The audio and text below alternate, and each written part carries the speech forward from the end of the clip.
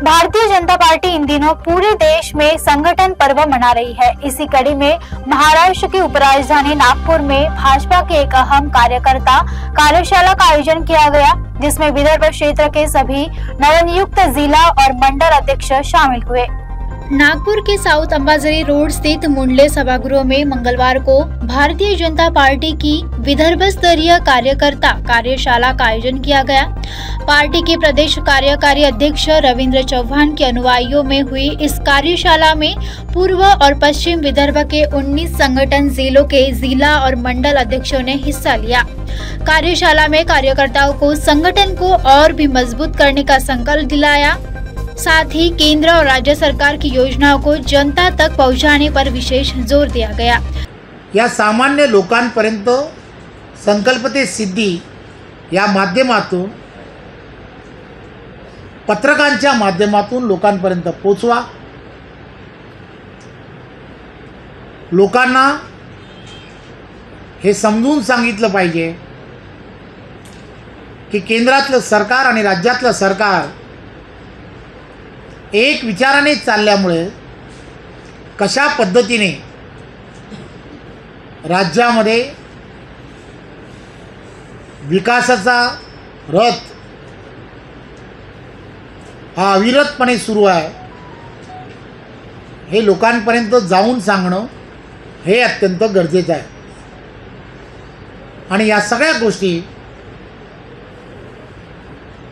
सरकारच्या असणारे सर्व उपलब्धी ज्याला आपण म्हणतो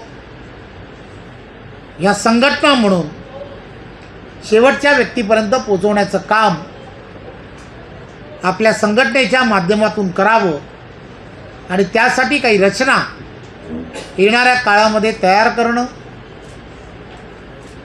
आणि त्या सगळ्या पुढे नेणं यासाठी आजची एक कार्यशाळा या सकाळपासून विदर्भामध्ये होती।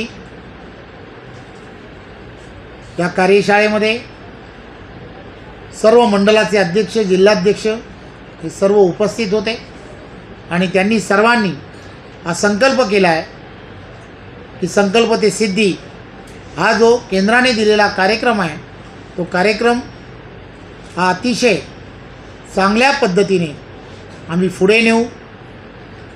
जागतिक पर्यावरणाचा 5 जून हा दिवस आपण साजरा करतो। 5 जून ते 15 ऑगस्टपर्यंत जवळजवळ 6 महिने सरकारी यंत्रणा असेल किंवा आपल्या सर्व कार्यक्रमांमध्ये प्रत्येकाने स्वतःने एक झाड आपल्या आईच्या मातृभूमीच्या नावाने लावायचं आहे।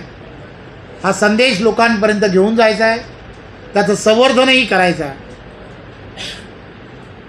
50 वर्षा अगोदर काँग्रेसने जो संविधानाचा आणि घटनाबाह्य असं जे काम केलं,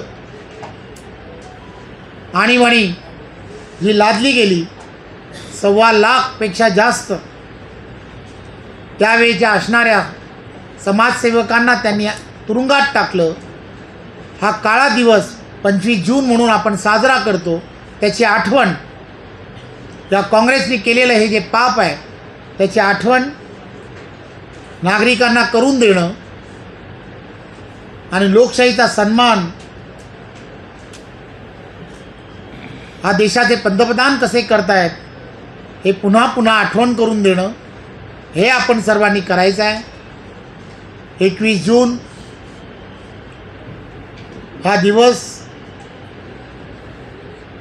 आपण सर्वांनी योग दिन म्हणून साजरा करतो। तो 17 तारखेपासून तो पूर्ण आठवडाभर वेगवेगळ्या NGOज असतील, प्रत्येक संघटनात्मक मंडळांमध्ये 2 कार्यक्रम कसे होतील आणि हा आरोग्याचा संदेश जो आहे तो आपण कसा लोकांपर्यंत पोहोचवता येईल यासाठी काही व्याख्यानं जर करता आली तर तीही करावीत। अशा वेगवेगळ्या कार्यक्रमांच्या माध्यमातून संकल्प ते सिद्धी हा विषय हा सामान्य जनतेपर्यंत घेऊन जावा असे आज सर्व पदाधिकाऱ्यांनी ठरवलं आहे।